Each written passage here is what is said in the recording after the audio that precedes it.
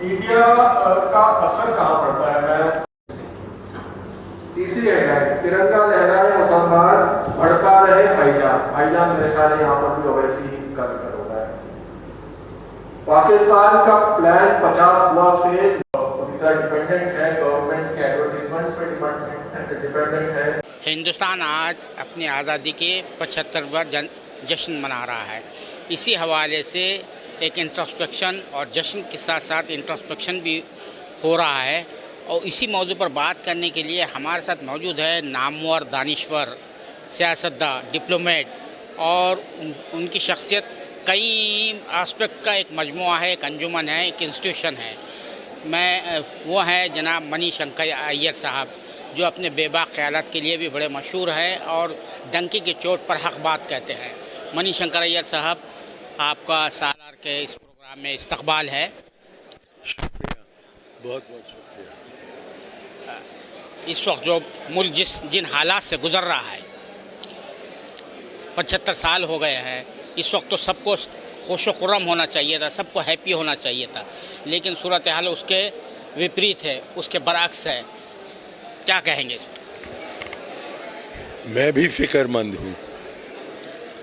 यदि आप मुझे पूछते जबकि हम 50 साल के हुए और भाजपा सरकार थी वाजपेयी जी के साथ, तो मैं कोई फिक्र नहीं जताता उस ज़माने की बीजेपी सरकार पर।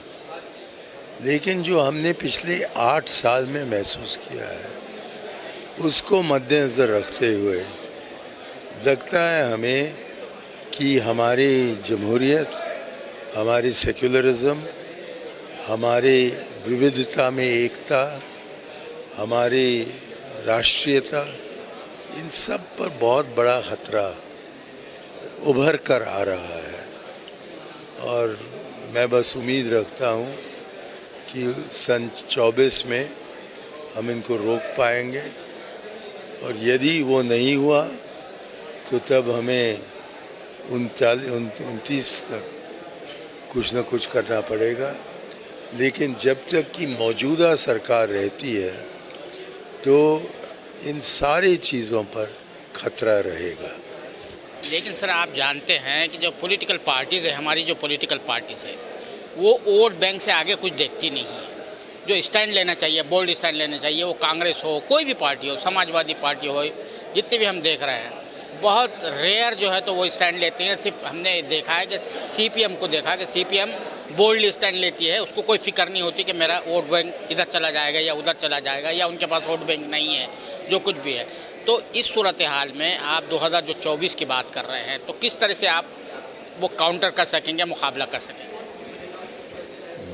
मुझको तो एक तरफा किया गया है कांग्रेस पार्टी में, तो हालांकि मैं पार्टी को छोड़ना नहीं चाहता हूँ, और ये भी मैं कहता हूँ कि आप मुझे कांग्रेस से निकाल सकते हो, लेकिन कांग्रेस को मुझसे नहीं निकाल सकते। तो मैं उम्मीद रखता हूँ कि कांग्रेस पार्टी जो इकलौता इस बीजेपी की चुनौती का सामना कर सकता है, उसको हम पुनर्जीवित करें। और पुनर्जीवित करने के लिए हमें बेझिझक सेक्युलरिज्म की तरफ जाना चाहिए। राजीव जी ने कहा पार्लियामेंट में कि एक सेक्युलर भारत ही टिक सकता है, और यदि भारत सेक्युलर न रहे तो शायद टिकना ही नहीं चाहिए। अब इसको दोहराने के लिए कोई कांग्रेस पार्टी में है आज? मैं हूँ, लेकिन मेरी बात कौन सुनने वाला? तो मैं अपने नेतृत्व से कहता हूँ कि राजीव गांधी ने जो कहा उसको आप दोहराइए, और तब जाकर हम देखेंगे कि इस बहुत बड़े जंग में, ये महाभारत जो चल रहा है भारत की आत्मा के लिए, उसमें कौन जीतेगा, बीजेपी या हम? लेकिन हमने उनका मुकाबला ही नहीं किया, तो जीत हम कैसे सकते हैं? लेकिन सर, आवाम से जो कनेक्ट होना चाहिए, पब्लिक से जो कनेक्ट है, वो कनेक्ट नहीं हो पा रही है। पार्टियां जो पॉलिटिकल पार्टीज़ है, और जाहिर बात है उधर तो मुख्तलिफ पूरे इंस्टीट्यूशन उनके साथ मिले हुए। कनेक्ट कैसे हो सकती है जब तक कि हम खुद ये न जाने कि हम पब्लिक को क्या कहना चाहते हैं। कभी जनेऊधारी बन जाते हैं, कभी मंदिर जाकर हम वोट हासिल करना चाहते हैं।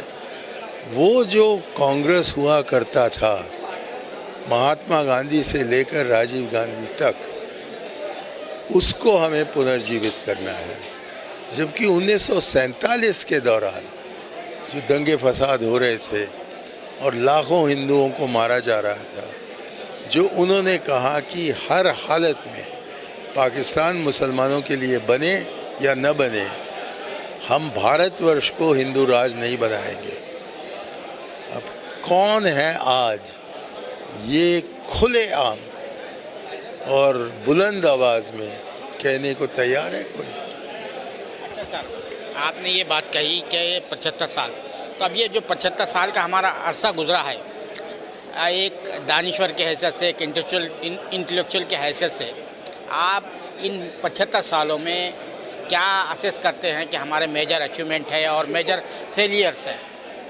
मेजर जो हमारा सक्सेस रहा, जो हमारी उपलब्धि रही है, वो ये है कि हमने देश को एक रखा।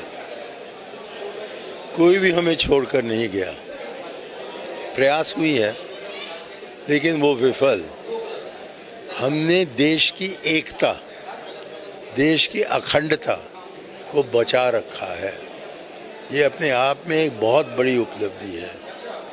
साथ साथ जहाँ की 1947 में 2/3 हमारी आबादी गरीबी रेखा के नीचे थी, आज तो तकरीबन 5 में से 4 गरीबी रेखा के ऊपर आ गए हैं। ये एक बहुत बड़ी उपलब्धि है।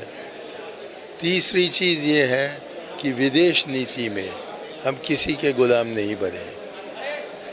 और हमारी विफलताएं क्या रही हैं कि आज के दिन हमारी जमहूरियत पर, हमारे सेक्युलरिज्म पर बहुत बड़ा ख़तरा छाया हुआ है। ये कैसे हुआ और इसको हम कैसे रोकें, ये है सबसे बड़ी चुनौती। आखिरी मेरा सवाल ये है कि आप सियासतदान भी रहे, वज़ीर भी रहे, डिप्लोमेट भी रहे। डिप्लोमेट्स, आपका कैरियर बेसिकली डिप्लोमेट रहे हैं आप।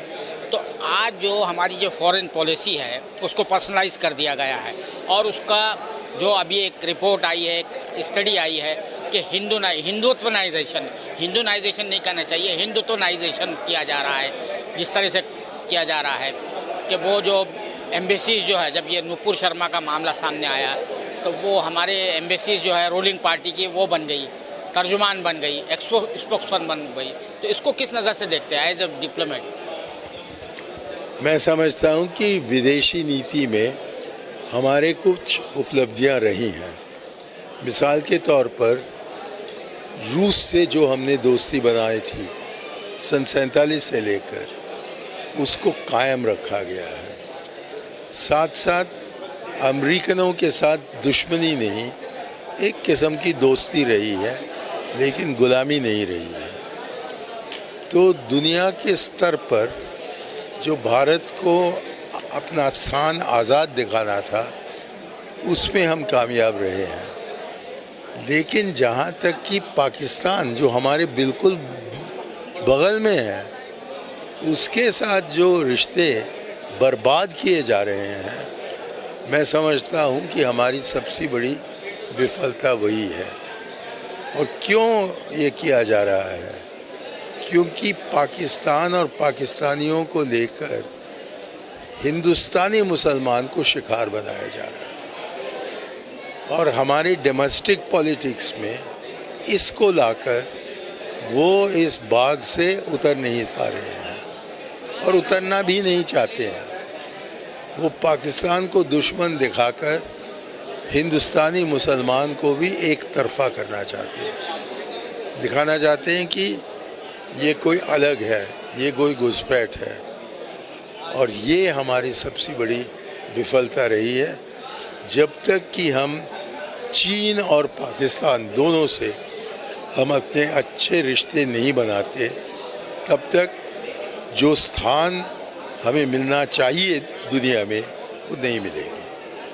आदिलिया के बारे में, जुडिशरी के बारे में भी आपने जुडिशरी के बारे में भी आपने कुछ बात कही कि जुडिशरी को जो है एक वॉच डॉग के काम करना चाहिए था, वो उस रोल में जो है तो फेल होती चली जा रही है। अब आपने कहा दो चार सवाल के पहले की आखिरी सवाल है, तो इसको हम आखिरी सवाल वाकई बना दें। मैं बहुत ही निराश हूँ ये देखकर कि हमारी जुडिशरी न्याय देने को तैयार है क्या बलहीन को, हमारे अक़लियतों को।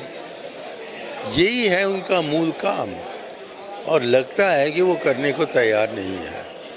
तो एक नए अब चीफ जस्टिस कल ही आए हैं, और मैं उम्मीद रखता हूँ कि जो कमियाँ अब तक हमने महसूस किया है उनको दूर करने में, हालांकि उनके पास ज़्यादा टाइम नहीं है, कि वो कम से कम कदम उठाएं उस दिशा में, और ख़ास तौर पर कश्मीर के विषयों को वो प्राथमिकता दें। बहुत बहुत शुक्रिया मनीष शंकर अय्यर साहब, साला से बात करने। धन्यवाद आपका। जय हिंद। ये थे मनीष शंकर अय्यर साहब, जिनका कहना है कि 2024 में अगर इलेक्शन जीतना है तो तमाम सेकुलर पार्टियों को एक सख्त कदम उठाने की ज़रूरत है और मिलजुल कर क़दम उठाने की ज़रूरत है, और सेकुलरिज्म को पूरी मजबूती से थामने की ज़रूरत है। उसी सूरत में वो आगे बढ़ सकती है और ये जो इस वक्त जो हुकूमत है, जो हुक्मरान जमात है, उसको शिकस्त दे सकती है। कैमरामैन ज़ीशान राही के साथ अब्दुल बारी मसूद, नई दिल्ली।